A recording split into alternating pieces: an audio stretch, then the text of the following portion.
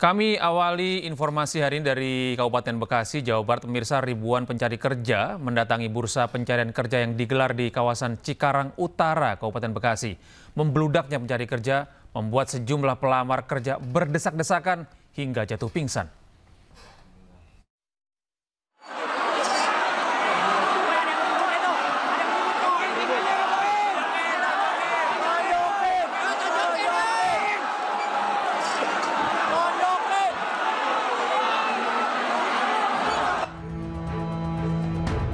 Ribuan pencari kerja saling berdesakan untuk memasukkan lamaran pekerjaan yang disediakan penyelenggara acara di depan gedung Presiden University yang berada di Jalan Kiai Haji Dewantara, Cikarang Utara, Kabupaten Bekasi, Jawa Barat, Selasa siang.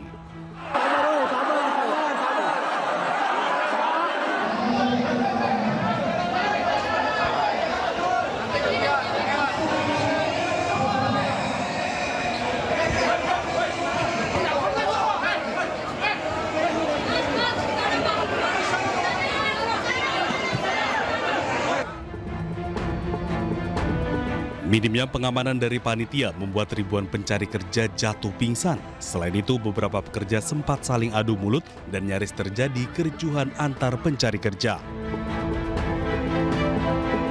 Dari rumah dari jam 7. Ada antrean berapa jam? Apa? Antrean berapa jam? Antreannya bisa sampai sejam setengah.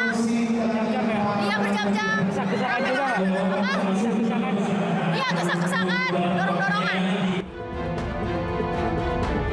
Sebanyak 64 perusahaan membuka lowongan kerja dengan merekrut 2.700 lebih tenaga kerja.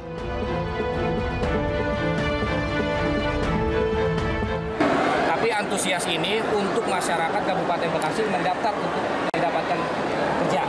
Ya, artinya di sini adalah beban moral juga bagi kami pemerintahan Kabupaten Bekasi yang memang di kloter pertama ini kita membuka 2.000 lebih, yang datang 25.000. Artinya ke depan kita harus membuka kloter berikutnya juga untuk memasukkan masyarakat kabupaten kita. Ya, harus lebih daripada 2.000. Meski demikian, ribuan pencari kerja yang memadati bursa pencarian kerja tetap bertahan di lokasi dan berharap ke depannya pemerintah Kabupaten Bekasi dapat menggelar kegiatan serupa dengan lebih baik lagi. Dari Kabupaten Bekasi, Jawa Barat, Didit Junaidi dan Agus Rois melaporkan. Sementara itu, pemirsa, pemerintah berencana untuk menghilangkan sejumlah aturan dalam lowongan pekerjaan. Batas usia hingga syarat good looking dilarang untuk dijadikan syarat mencari pegawai. Sulitnya mencari pekerjaan menjadi perhatian pemerintah. Sejumlah aturan pun dibuat untuk mempermudah rakyat dalam mendapatkan pekerjaan yang sesuai. Kementerian Ketenagakerjaan pun meminta perusahaan-perusahaan untuk menghapus syarat batas usia hingga berpenampilan menarik dalam mencari pegawai baru. Jadi nanti para pencari kerja tidak lagi disyaratkan terkait umur. Umur nanti kita akan hapus. Kedua, soal syarat harus good looking dan sebagainya, itu juga tidak ada.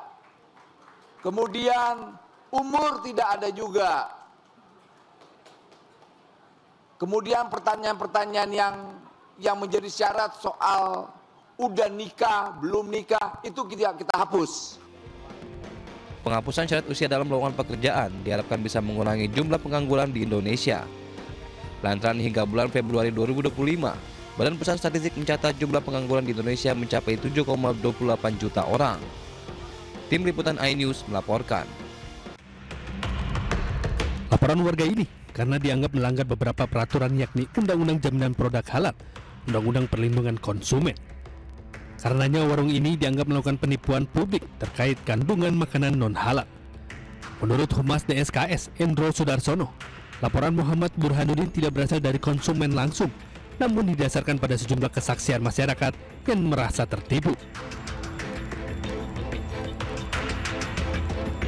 Makanya kita sendiri menyayangkan atas ketidakjujuran atau ketidakterbukaan dari warung tersebut, di mana masyarakat Muslim khususnya merasa tertipu, merasa kecewa, sehingga termasuk kita harapkan dari Pak Sugeng, anggota DPRD, maupun dari Ibu Mertua Wali Kota yang merasa tertentu berani untuk menjadi saksi ataupun melaporkan, sehingga aduan laporan ini semakin kuat. Hendro merinci tidak adanya keterangan sejak awal bahwa produk mengandung bahan non-halal, merugikan konsumen muslim yang memiliki hak atas informasi produk.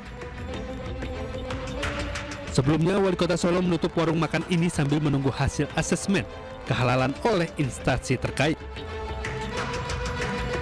Dari Solo, Jawa Tengah, Septiantoro, iNews melaporkan. Pemirsa, Badan Penyelenggara Jaminan Produk Halal menyebut kasus rumah makan ayam goreng Widuran non-halal bukan lagi berada di lembaganya. Sementara itu, MUI Kota Solo menganggap pemilik restoran Widuran menipu masyarakat karena menggunakan minyak babi di ayam goreng yang mereka jual.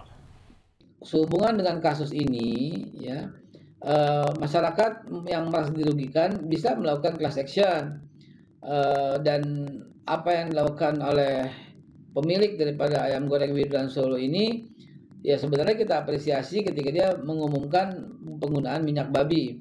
Tetapi pertanyaan berikutnya adalah kenapa baru sekarang, gitu lah, kenapa baru sekarang? Dan ini ranahnya sudah bukan lagi ranah BPJPH, sudah ke kepolisian ini ya, sudah ke perlindungan konsumen, dan masyarakat yang dirugikan ya mungkin mengajukan class action, gitu ya. Mungkin diperdalam dulu apa yang bisa dilakukan. Dan kami sebenarnya melakukan apresiasi juga ketika berani mengatakan yang sebenarnya. Namun karena orang jualan ayam goreng itu tahunya kan halal, karena memang ayam itu menurut Islam kan halal ya, nggak tahunya dicampur dengan yang haram, yaitu minyak babi. Jadi ya akhirnya ayam yang seharusnya halal menjadi haram. Nah ini yang ada unsur penipuan, nggak jujur. Kami sangat menyesalkan usaha yang seperti itu. Terima kasih Anda masih bersama kami di iNews Prime. Pemirsa, sejumlah kader PDI Perjuangan melaporkan Menteri Koperasi Budi Aris Setiadi ke Bareskrim Polri. Budi Aris dilaporkan karena dugaan pencemaran nama baik dan fitnah kepada kader PDI Perjuangan. Sedikit, laporannya, Bang. 8 orang kader PDI Perjuangan mendatangi Bareskrim Polri dengan membawa sejumlah dokumen dan barang bukti. Mereka juga membawa rekaman pembicaraan Budi Aris yang dianggap memfitnah PDI Perjuangan di salah satu media yang saat itu menjabat sebagai Menteri Kominfo. Budi Aris sedang berseteru dengan kader PDI Perjuangan karena mengaitkan kasus judi online yang sedang diberantas pemerintah dengan kader PDI Perjuangan. Didakwakan terhadap bukti-bukti yang bisa kami sampaikan adalah ada video yang utuh, ada rekaman yang utuh pembicaraan yang Budi Aris dengan salah satu dari media juga. Nah dari situ kami membuat laporan. Ya. Kami ini sebagai kader PDI Perjuangan ya merasa tersakiti atas pernyataan ya yang disampaikan oleh Budi Aris yang menuduh katanya PDI Perjuangan yang main ini semua dan Bapak Budi Gunawan. Nah ini kami PDI Perjuangan, kader PDI Perjuangan, kami merasa bahwa apa yang disampaikan itu adalah fitnah yang mungkin menurut teman-teman juga akan menjadi sesuatu hal yang Sementara itu, Ketua DPP PDI Perjuangan Puan Maharani angkat suara terkait tudingan yang menyebutkan partainya sebagai mitra judi online. Puan meminta Menteri Koperasi dan UKM Budi Aris Setiadi untuk tidak sembarangan bicara dan memberikan klarifikasi.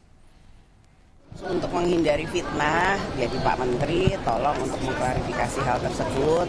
Jangan kemudian bicara sembarangan, tolong klarifikasi. Merasa dikambing hitamkan nggak sih Mbak PDI? Jangan berspekulasi tapi tolong klarifikasi. Tanggapan adanya kader pagi ini yang melapor ke Polda, Mbak?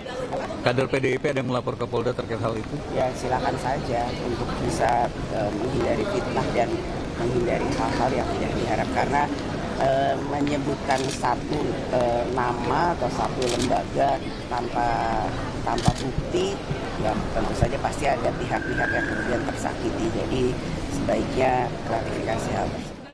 Pemirsa, Pitra Romadoni, praktisi hukum, menjanjikan Roy Suryo uang 10 juta rupiah jika bisa membuktikan ijazah Jokowi palsu.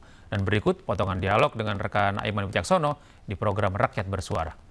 Tadi kenapa saya tantang Mas Roy? Karena saya juga siapkan juga duit di sini 10 juta buat Mas Roy bisa membuktikan itu asli atau tidak. Saya ingin tantang, ya. Saya buat ini. Kalau Mas Roy bisa tunjukkan malam ini yang palsu, saya kasih 10 juta ini.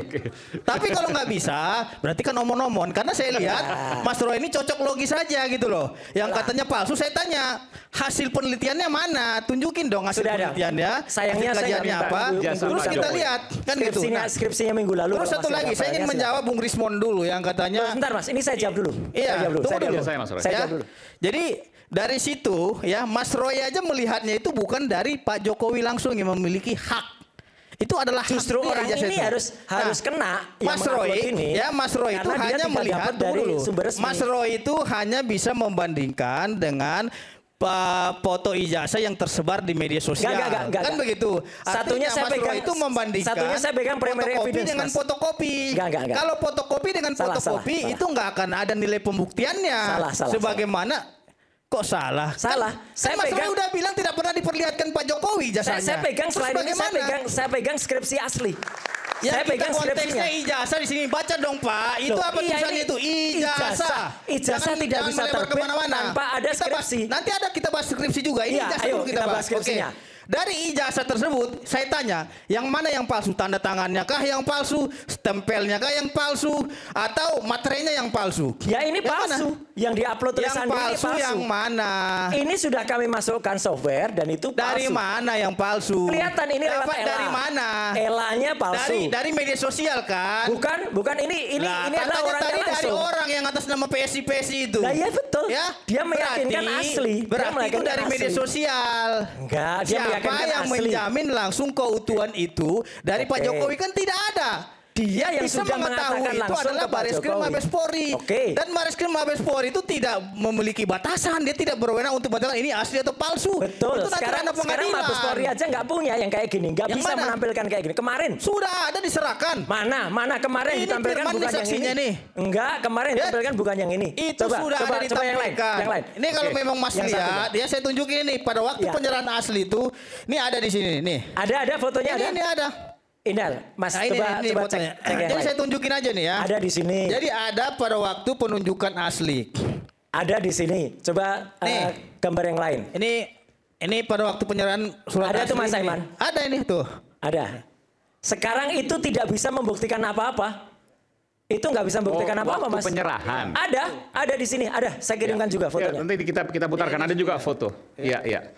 Coba artinya apa? Produser Mas, sekarang gantian saya tanya. Waktu penyerahan. Oke, waktu penyerahan yang ada gambar orang dari samping. Iya, saya udah kirimkan waktu itu. Iya. Artinya apa Mas Roy? Oke, silakan. Artinya Mas Roy sendiri tidak menerima yang aslinya. Bagaimana Mas Roy menyimpulkan sekarang gantian saya tanya. Pertanyaan saya begini. Kalau fotonya keluar kita tanya. Untuk memiliki nilai pembuktian yang akurat di dalam hukum. Mas, ya itu. Anda tahu ini fotonya asli dari mana? Lah, kan udah disampaikan dari Bareskrim. Oke. Anda bisa memastikan nggak kalau ini asli? Lah saya percaya sama polisi. Lah itu katanya lagi. Ya, katanya lagi. Ini katanya juga. Gitu loh. Ini nggak bisa diuji. Kalau Anda tidak percaya sama Polri, kenapa Anda membuat laporan Humas ke Bareskrim Mabes Polri? Yang tadi itu ya. Mas, kalau dibesarkan kayak gini nih.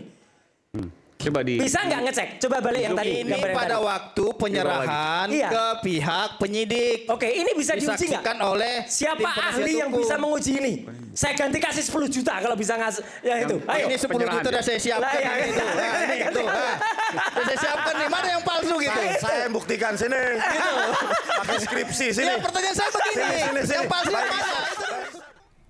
Presiden Prancis Emmanuel Macron tiba di Jakarta pada pukul 21:50 waktu Indonesia Barat melalui Bandara Halim Perdana Kusuma.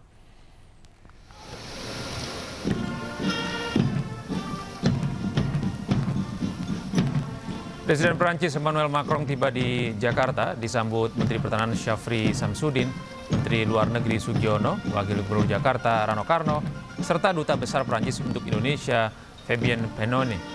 Kedatangan Macron merupakan kunjungan kenegaraan usai Presiden Prancis itu melakukan lawatan ke Vietnam. Selain itu, Emmanuel Macron akan mengunjungi Candi Borobudur serta Akademi Militer di Magelang, Jawa Tengah bersama dengan Presiden Republik Indonesia Prabowo Subianto. Diharapkan kunjungan tersebut dapat lebih mempererat kerjasama bilateral antar kedua negara.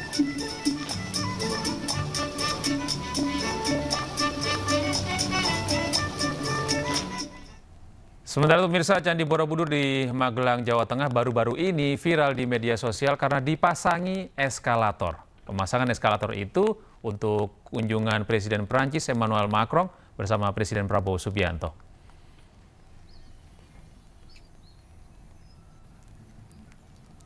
Kepala Kantor Komunikasi Kepresidenan Hasan Nasbi menyebut adanya permintaan dari pemerintah Prancis bahwa Presiden Macron ingin berkunjung ke Candi Borobudur.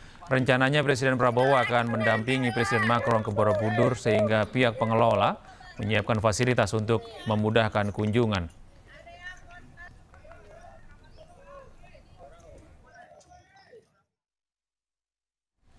Ya pemirsa, video ini viral di berbagai platform media sosial yang dinarasikan adanya rencana pemasangan eskalator di Candi Borobudur, Magelang, Jawa Tengah. Unggahan video ini pun sontak menuai komentar warganet yang menyoroti kelestarian bangunan bersejarah ini.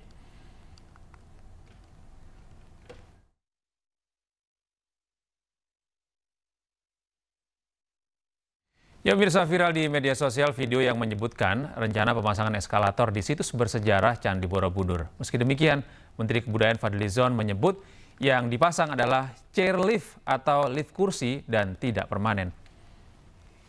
Eskalator di dalam Presiden Prabowo pada tanggal.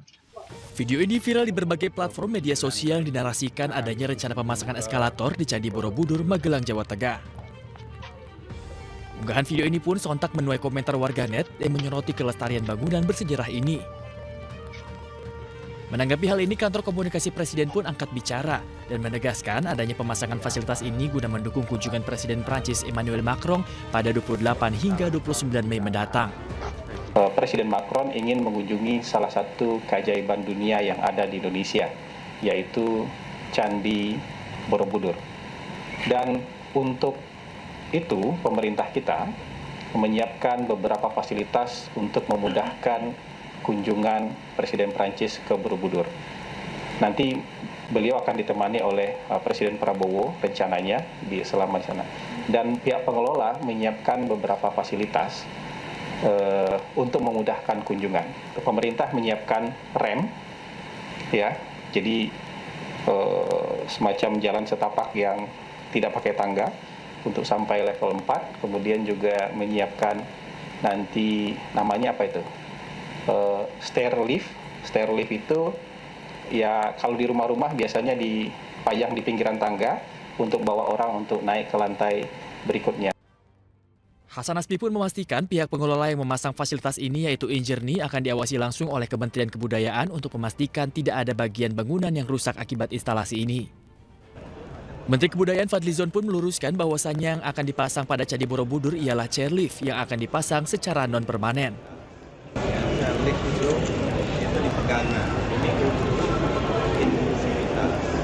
Semua situs-situs dunia itu sudah memakai kan itu. Kita melakukan adaptasi terhadap itu. Jadi ini sesuai dengan undang-undang juga dan tidak ada perusakan sama sekali. Itu pakai handrail. Ya. Jadi itu saya tegaskan tidak ada eskalator apalagi eskavator. Ini yang menyebarluaskan ini benar-benar menyesatkan. Serangkaian persiapan fasilitas ini pun dilakukan untuk menunjang kunjungan Presiden Prancis Emmanuel Macron mendatang. Macron meminta agar lawatan ke Indonesia juga termasuk melihat salah satu keajaiban dunia tersebut. Dari Jakarta, Tim Liputan, iNews melaporkan. Sebelumnya, Kepala Kantor Komunikasi Kepresidenan Hasan Nasbi menyebut akan dibuat fasilitas seperti stairlift dan jalur tanpa tangga untuk mendukung kunjungan kenegaraan Presiden Prancis Emmanuel Macron. Namun Menteri Kebudayaan Fadlizon memastikan bahwa tidak ada pemasangan stairlift dan jalur tanpa tangga tersebut.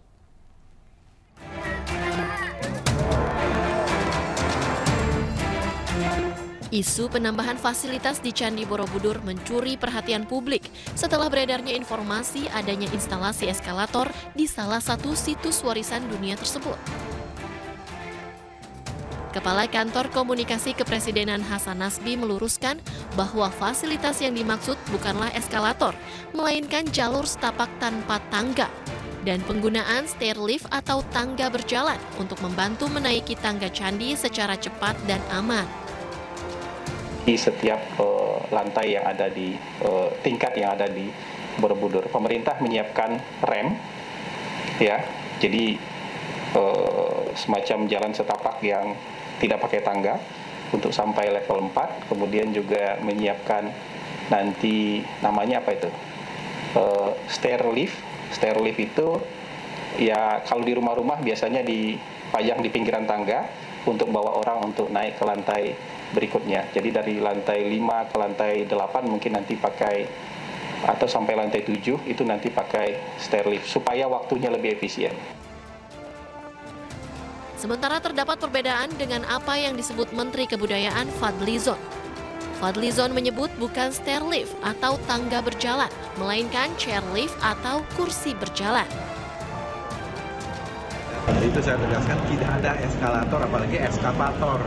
Ini yang menyebarluaskan ini benar-benar menyesatkan. Tidak ada eskalator maupun tidak ada eskavator di Candi Borobudur. Itu yang saya jelaskan. Kalau ada pembangunan rampway ya, yang sementara yang sifatnya portable, itu pakai dari kayu, pakai bantalan, itu juga tidak ada yang merusak. Itu biasa juga digunakan di situs-situs dunia. Saya sudah melihat banyak situs-situs dunia juga melakukan itu. Misalnya kalau keperluan tertentu, misalnya bahkan kalau misalnya ada upacara kayak kemarin dalam rangka Hari Waisak dan sebagainya, itu tidak merusak, semuanya sesuai dengan aturan-aturan yang ada yang tidak merusak situs dan Meski demikian, pemerintah menegaskan bahwa pemasangan fasilitas tambahan dibuat tidak permanen dan tidak ada penggunaan paku, bor, atau bentuk konstruksi permanen yang dapat merusak struktur candi. Dari Jakarta, Jan Cahyani, Damar Wicaksono, Dias Triawan, iNews melaporkan. Presiden Republik Indonesia Prabowo Subianto menyampaikan sambutannya dalam konferensi tingkat tinggi kedua ASEAN Gulf Cooperation Council yang berjalan di Kuala Lumpur Convention Center, Malaysia pada Selasa 27 Mei 2025.